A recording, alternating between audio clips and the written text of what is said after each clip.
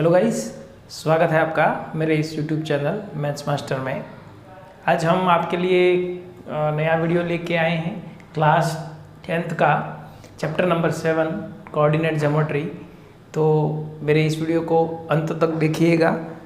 इसी के बीच में आप लोगों से खास निवेदन कि मेरे इस चैनल को आपने अभी तक सब्सक्राइब नहीं किया है तो ज़रूर कर लीजिए।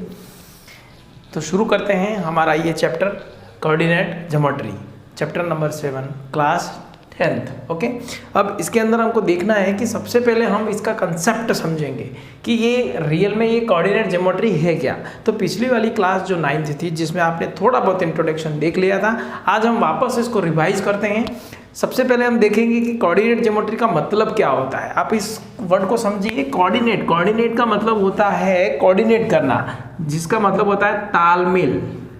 किसके बीच में तालमेल जमाना है ना, तो वो है ज्योमेट्री। और ज्योमेट्री क्या है? ज्योमेट्री एक ऐसा पार्ट है, मैथ्स का एक ऐसा पार्ट है जिसके अंदर पॉइंट हो, चाहे लाइन हो, चाहे कर्व हो, उसको हमको ड्रॉ करना पड़ता है किसी सरफेस पे। ये रहा पूरा सरफेस, उसी के ऊपर मैंने कुछ ड्रॉ कर दिया, ये मैंने कर्व बना दिया, ये मैंने लाइन बना दी, ये मैंने पॉइंट बना दिया। इन सबको हमको क्या करना है? कोऑर्डिनेट करना है।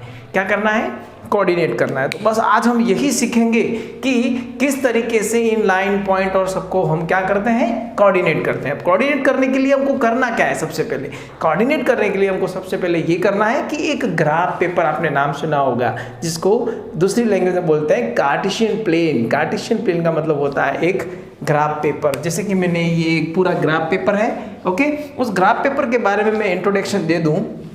यू नो वेरी वेल कि ग्राफ के अंदर ऐसे दो लाइन होती है, क्लियर। इसके अंदर ये जो वर्टिकल लाइन बोलते हैं, इसको कौन सी लाइन बोलते हैं?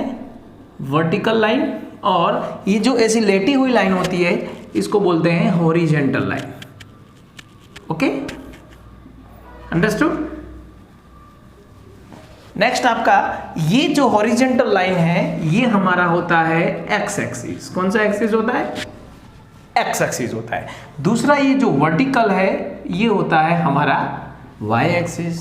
ओके, अब हमारा चैप्टर है कोऑर्डिनेट ज्योमेट्री। मैंने कहा कि एक पॉइंट बना देते हैं। समझ लो कि मैंने एक पॉइंट बनाने से पहले यहाँ पर हम कुछ नंबर लिख देते हैं। ये नंबर लिखा है मैंने, जैसे कि यहाँ पर ये लिखा मैंने 1, ये लिखा मैंने 2, ये लिखा 3, ये लिखा 4। इस तरफ सारे के सारे पॉजिटिव जो होते हैं नंबर होते हैं। इसी तरीके से यहाँ पर भी 1, 2, 3, 4, ये भी हमारे कौन से नंबर होते हैं? पॉजिटिव नंबर होते हैं। अगर हम इसको इस तरफ लिखने जाएं तो ये हमारे माइनस के नंबर होते हैं, और इसको नीचे लिखने जाएं तो ये भी हमारे माइनस के नंबर होते हैं। ये आपको खास बात ध्यान रखनी है। ओके, ये हमारा वाई एक्सिस होता है, ये हमारा एक्स एक्सिस होता है। अब मैंने यहाँ पर कहीं पर भी एक पॉइंट बना दिया, जैसे कि मैंने ये यहाँ पर पॉइंट बनाया। ओके, लोकेट कर दिया, एक पॉइंट डिसाइड कर दिया। अब ये जो पॉइंट है, इस पॉइंट की वाई एक्सिस से कितनी डिस्टेंस है? कहने का मतलब ये हुआ कि ये वाई एक्सिस के पैरेलल है। ओके, तो ये जो पॉइंट होता है उसको बोलते हैं, यही हमारा एक्स वाला पॉइंट होता है, जिसका दूसरा नाम होता है एप्सी का। ओके, और दूसरा एक इस तरीके से पॉइंट ड्रॉ करते हैं, ये वाला आपका। तो ये हमारा पॉइंट क्या हुआ? 4,3। और ये जो y पॉइंट होता है, इसको कहा जाता है ऑर्डिनेट।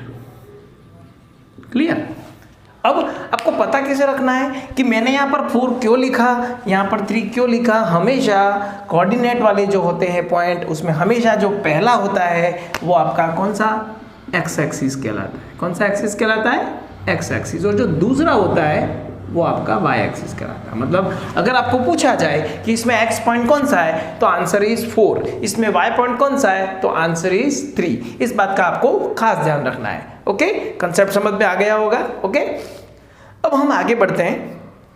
इसमें टोटल 3 एक्सरसाइज हैं, अलग अलग एक्सरसाइज हैं, इसमें अलग अलग फार्मूलाज भी हैं। तो पहले हम इंट्रोडक्शन के अंदर आज हम देख लेते हैं कि किस तरीके से फार्मूले यूज़ करते हैं। तो सबसे पहले हम 7.1 की बात करते हैं। 7.1 के अंदर एक फार्मूला है, जिस फार्मूले का नाम है डिस्टेंस फार्मूला। कौन सा फार्मूला? Distance formula. इस डिस्टेंस फार्मूले में क्या है, ये डिस्टेंस फार्मूला फाइंड कैसे करते हैं वो देख लेते हैं हम। जैसे कि मैंने आपके सामने यहाँ पर एक कार्टेशियन प्लेन बना दिया एक ग्राफ पेपर का, ओके, समझ लो।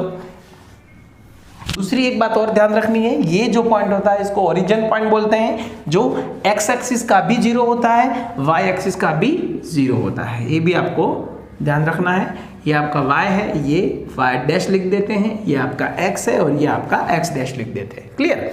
अब हम बात कर रहे हैं डिस्टेंस फार्मूले की। डिस्टेंस फार्मूला कैसे ढूंढते हैं? डिस्टेंस फार्मूला निकालने के लिए क्या हुआ, जैसे कि यहाँ पे नंबर लिखे हुए हैं, सपोज है, अब एक समझ लो कि ये मेरा गाँव है, ओके, मेरा विलेज यहाँ पर है जिसका मैंने लिख दिया A, और आपका विलेज यहाँ पर है, ओके, ये मेरा गाँव है और ये आपका गाँव है।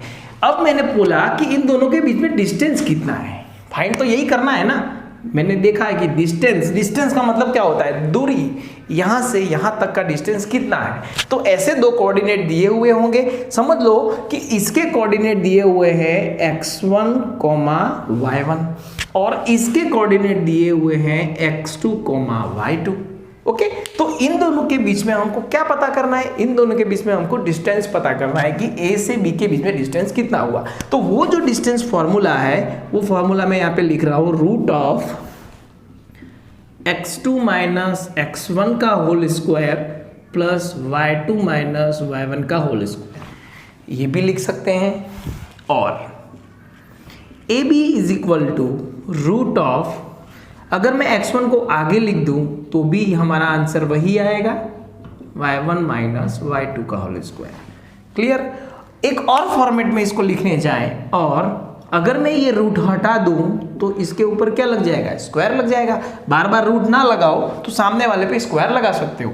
AB square is equal to x1 minus x2 का whole square plus y1 minus y2 का होल स्क्वायर, या और AB is equal to x2 minus x1 का whole square plus y1 minus y2 minus y1 का whole square, ये भी हम use कर सकते हैं। तो ये हुआ हमारा डिस्टेंस फार्मूला। ठीक है, तो हम इस एक्सरसाइज के अंदर देखेंगे कि डिस्टेंस फार्मूले से रिलेटेड जितने भी सम हैं उसको हम आगे आने वाले वीडियो में ज़रूर सॉल्व करेंगे। सो आपको मेरा ये वीडियो पसंद आया है तो ज़रूर लाइक कीजिए, शेयर कीजिए।